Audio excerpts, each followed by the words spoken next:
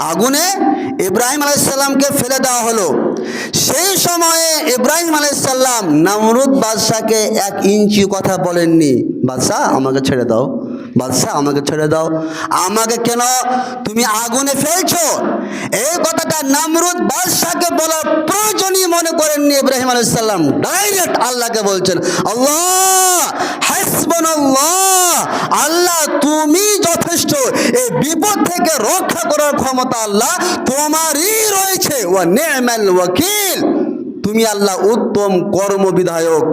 আল্লাহ এই বিপদ থেকে উদ্ধার যদি করে আল্লাহ তুমি পারবে, আল্লাহ কারো ক্ষমতা নেই। আল্লাহ সাথে সাথে বলে দিলেন, ইয়া নারু, হে আগুন, কুনি বারদান ওয়া সালামা, তুমি ইব্রাহিমের প্রতি শান্তি হয়ে যাও। নমরুদ বাদশা খুশি, আগুন জ্বালিয়েছি ইব্রাহিম জ্বলবে, কিন্তু আগুন ইব্রাহিমের পশমকে স্পর্শ করে না। শুধুমাত্র মুমিনেরাই আল্লাহ রাব্বুল আলামিনের ওপর ভরসা করে, কাজে আল্লাহর ওপর ভরসা করা এটি হচ্ছে মুসলমানদের জন্য, মুমিনদের জন্য একটি গুরুত্বপূর্ণ বিষয়। আল্লাহ রাব্বুল আলামিন কোরআন মাজিদের মধ্যে মুমিনদের বৈশিষ্ট্য কি, মুমিনদের আচার আচরণ কেমন হবে সে সম্পর্কে বলতে গিয়ে আল্লাহ রাব্বুল আলামিন বলছেন, ইন্নামাল মুমিনুনা আল্লাযিনা ইযা যুকিরাল্লাহ, মুমিন তো তারাই, মুমিন ওদেরকেই বলা হবে যখন ইযা যুকিরাল্লাহ, যখন তাদের সামনে আল্লাহকে স্মরণ করা হবে, আল্লাহর কথাগুলোকে আলোচনা করা হবে, তখন ওয়াজলাত কুলুবুহুম, তখন তাদের হৃদয়টা, তাদের অন্তরটা কেঁপে উঠবে। উদাহরণস্বরূপ, এখন আমরা বক্তব্য শুনছি, এর মানে কোরআন হাদিসের কথা আলোচনা শুনছি, তাহলে এই টাইমে আমাদের অন্তরটা কি হওয়া উচিত? কেঁপে হওয়া, কাঁপ হওয়া উচিত, কম্পন হওয়া উচিত, যে না আমরা কি করছি, আমাদের ভিতরে আল্লাহর ভরসা আছে না নেই, কতটা আল্লাহর প্রতি আমরা ভরসা করি।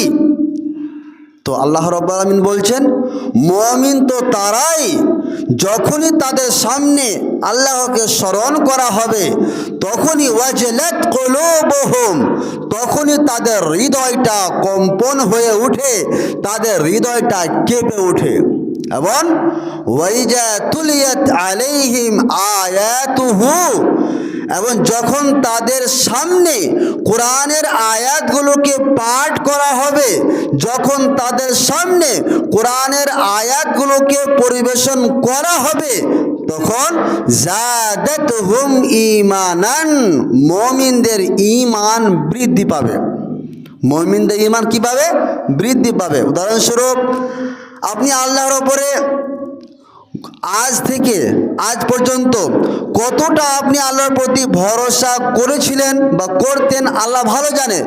তবে আজকের বক্তব্য শোনার পরে যদি আপনি একটুও যদি চেঞ্জ না হন, তাহলে আপনাকে ভেবে নিতে হবে আপনার ঈমানে পোকা আছে। কেন? আল্লাহ রাব্বুল আলামিন বলছেন, মুমিন ওদেরকেই বলা হবে যখনই তাদের সামনে কোরআনের আয়াতগুলোকে পাঠ করা হবে, বিশ্লেষণ করা হবে, পরিবেশন করা হবে, তখনই জাদাতুহুম ঈমানান, তখনই তাদের ঈমান বৃদ্ধি পাবে। আজকের বক্তব্য আপনি শুনবেন, আল্লাহর প্রতি ভরসা করা। এবার আপনাকে চেঞ্জ হতে হবে। এতদিন যা করেছি, আজ থেকে আমাকে আল্লাহর প্রতি ভরসা করতেই হবে। বা কিভাবে আল্লাহর প্রতি ভরসা করা যায় সেগুলোর কৌশল পথ আপনি অবলম্বন করতে বাধ্য, তার কারণ আপনি হচ্ছেন মুমিন।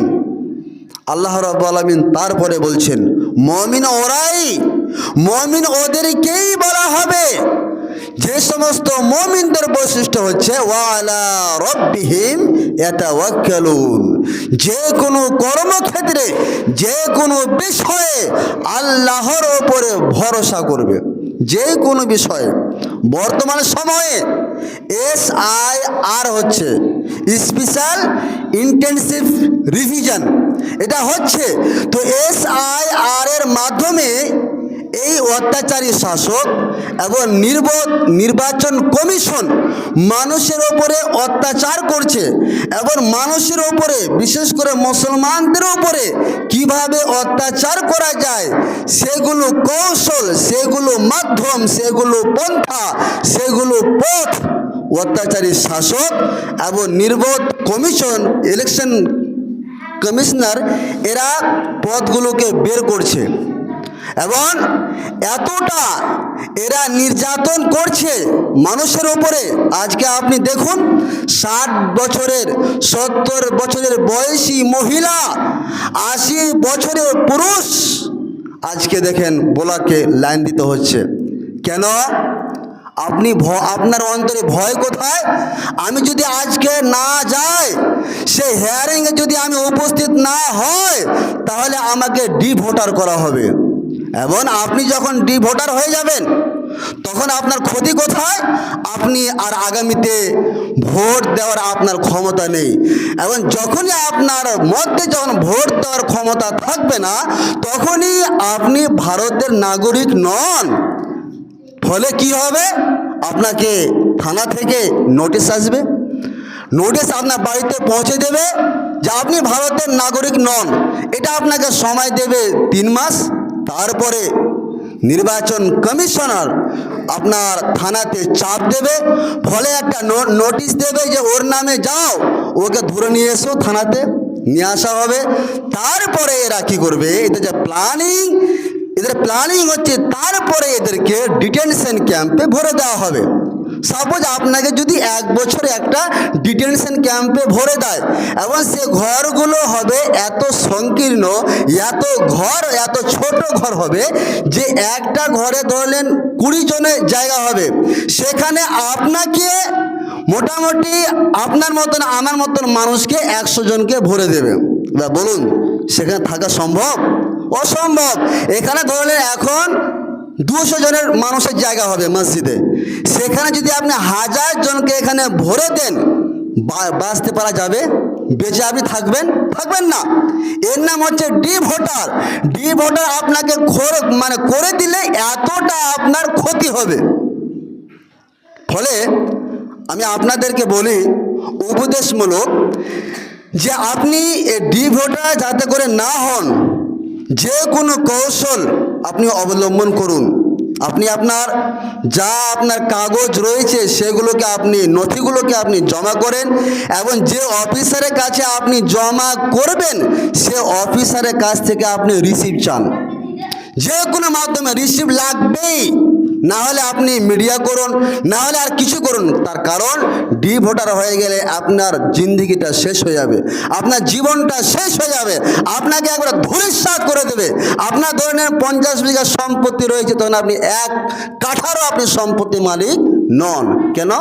আপনাকে যে দলিলটা দেওয়া হয়, দেখবেন দলিলে লেখা থাকে ভারত সরকার। ভারত সরকারের জায়গা এটা, আপনাকে কিছুদিনের মতন দেওয়া হলো, কিছুদিনের মতন, এর নাম হচ্ছে ভারত সরকার। এবার আপনি ভারতের নাগরিক নন, তাহলে আপনাকে কিভাবে ভারত সরকার একটা জমি দিল? কাজে সতর্কতা থাকুন।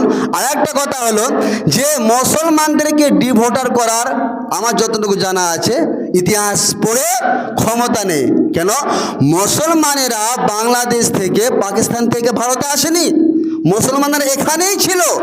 কাজে চিন্তা করার বিষয় নেই। ভারতে এসেছে কারা? আপনার বাংলাদেশ থেকে হিন্দুরা এসেছে, পাকিস্তান থেকে হিন্দুরা এসেছে, মুসলমানরা এখানে ছিল, এখানে থাকবে। কারো ক্ষমতা নেই মুসলমানদেরকে ডিভোটার করার। তবে মুসলমানদেরকে একটু সচেতন থাকতে হবে। আমাদের যখন বিহারে এই SIR হলো, স্পেশাল ইন্টেনসিভ রিভিশন হলো, সেখানে কিন্তু মুসলমানদের থেকে আপনার হিন্দুদের নাম বেশি কাটা গিয়েছে আমার জানা মতে। আমারও SIR কোনো হিয়ারিং হয়নি, কিছু হয় নাই। হ্যাঁ, আমার নাম এসেছিল এবং সেখানে আমি আবার এখন যে ভোট হলো MLA, সে ভোটটাও দিয়ে এসেছি। তবে মুসলমানদের কোনো সমস্যা হবে না ইনশাআল্লাহ। আল্লাহ যদি নারাজ হয়ে যায় কারো উপর তাহলে আলাদা ব্যাপার, কিন্তু মুসলমানদের কোনো ক্ষতি হবে না, কোনো চিন্তার বিষয় নাই। তবে আপনাকে আমি বলি উপদেশমূলক যে আপনি দুনিয়ার যে যতগুলো কৌশল অবলম্বন করার, হেয়ারিং করা আর কিছু করা, সেগুলো আপনি কাজ চালিয়ে যান। তার পাশাপাশি আল্লাহকে একবার ডাকুন, আল্লাহর কাছে প্রার্থনা করুন, হে আল্লাহ রাব্বুল আলামিন, আমি যা করেছি আল্লাহ তুমি আমাকে ক্ষমা করে দিও, এবং যাতে করে আমার মান সম্মানে দাগ না লাগে, আঘাত না হানে। আল্লাহ তুমি কিভাবে কি করো তুমি ভালো করে জানো আল্লাহ। এভাবে আল্লাহর প্রতি ভরসা রাখুন, তারপরে যেগুলো দুনিয়াবি কৌশল সেগুলোকে অবলম্বন করুন। হতে পারে আল্লাহ রাব্বুল আলামিন এই এসআইয়ের মাধ্যমে আপনার ঈমানকে পরীক্ষা নিচ্ছে, আপনি জানেনই না, পরীক্ষা নেবেন, নিচ্ছেন। আল্লাহ রাব্বুল আলামিন বলেছেন কোরআন মাজিদের মধ্যে, ওয়ালা নাবলুওয়ান্নাকুম বিশাইয়্যিন মিনাল খাউফি ওয়াল জুই, হে পৃথিবীর মানুষেরা শোনো, আমি তোমাদেরকে পরীক্ষা করব ভয় ভীতি দিয়ে।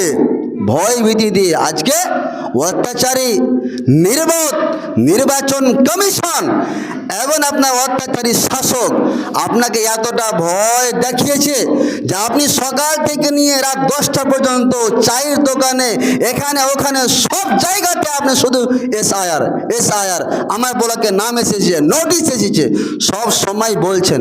আপনি আপনার অন্তর থেকে একবার হাত রেখে বলুন দেখি যে আল্লাহকে আপনি কয়বার ডেকেছেন, আল্লাহ আমার নাম কেন আসেনি, আল্লাহ নোটিশ কেন আসলো, আল্লাহ তুমি ভালো করে জানো, আল্লাহ তুমি আমাকে এই বিপদ থেকে উদ্ধার করো।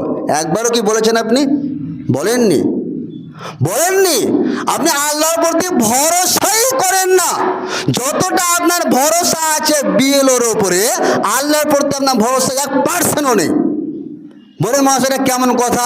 জি, বিএলওকে আপনার যদি তেল লাগাতে হয় মাথাতে, আপনি তেল লাগাচ্ছেন 5 টাইম গিয়ে, যে বিএলও সাহেব এ করে দেন ও করে দেন করছেন, আপনি এক টাইম আপনার মসজিদে আসার সময় হলো না, তা আপনাকে ঠেকতেই হবে, আল্লাহ আপনাকে ঠেকাবেন।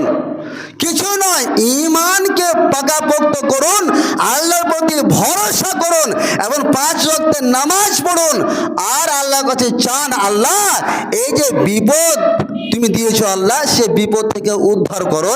এটা হচ্ছে মুমিনের বৈশিষ্ট্য। আল্লাহর প্রতি ভরসা করা কার বৈশিষ্ট্য বললাম? মুমিনের বৈশিষ্ট্য। বিপদ এসেছে, উদ্ধার করবে কে?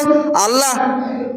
নরেন্দ্র মোদী নির্বাচন কমিশন, এদের কার ক্ষমতা আছে? কারো ক্ষমতা নেই। তবে আমাদের করণীয় হবে দুনিয়াবি কৌশলকে অবলম্বন করার পাশাপাশি আল্লাহর উপরে ভরসা করে 5 ওয়াক্তে 5 টাইমে মসজিদে হাজিরা দেওয়া, আল্লাহর কাছে প্রার্থনা করা আর আল্লাহর উপরে ভরসা করা। আল্লাহ দুনিয়ার কেউ পারবে না এই বিপদ থেকে রক্ষা করার, একমাত্র পারলে তুমি পারবে। দেখবেন হযরতে ইব্রাহিম আলাইহিস সালামকে যখন হিনা উলকিয়া ফিন্নার, নমরুদ বাদশা যখন আগুনে ফেলে দিল, আগুনে ইব্রাহিম আলাইহিস সালামকে ফেলে দেওয়া হলো, সেই সময়ে ইব্রাহিম আলাইহিস সালাম নমরুদ বাদশাকে 1 ইঞ্চি কথা বলেননি, বাদশা আমাকে ছেড়ে দাও, বাদশা আমাকে ছেড়ে দাও, আমাকে কেন তুমি আগুনে ফেলছো, এই কথাটা নমরুদ বাদশাকে বলার প্রয়োজনই মনে করেননি। ইব্রাহিম আলাইহিস সালাম ডাইরেক্ট আল্লাহকে বলছেন, আল্লাহ হাসবুনাল্লাহ, আল্লাহ তুমি যথেষ্ট, এই বিপদ থেকে রক্ষা করার ক্ষমতা আল্লাহ তোমারই রয়েছে, ওয়া নি'মাল ওয়াকিল, তুমি আল্লাহ উত্তম কর্মবিধায়ক। আল্লাহ এই বিপদ থেকে উদ্ধার যদি করে আল্লাহ তুমি পারবে, আল্লাহ কারো ক্ষমতা নেই। আল্লাহ সাথে সাথে বলে দিলেন, ইয়া নারো, হে আগুন, কুনি বারদা ওয়া সালামা, তুমি ইব্রাহিমের প্রতি শান্তি হয়ে যাও। নমরুদ বাদশা খুশি, আগুন জ্বালিয়েছি ইব্রাহিম জ্বলবে, কিন্তু আগুন ইব্রাহিমের পশমকে স্পর্শ করে না। এই দেখুন আল্লাহর প্রতি ভরসা। আজকে এসআইআর হচ্ছে, আপনি বোলাকে যাচ্ছেন, যান, দুনিয়ার কৌশল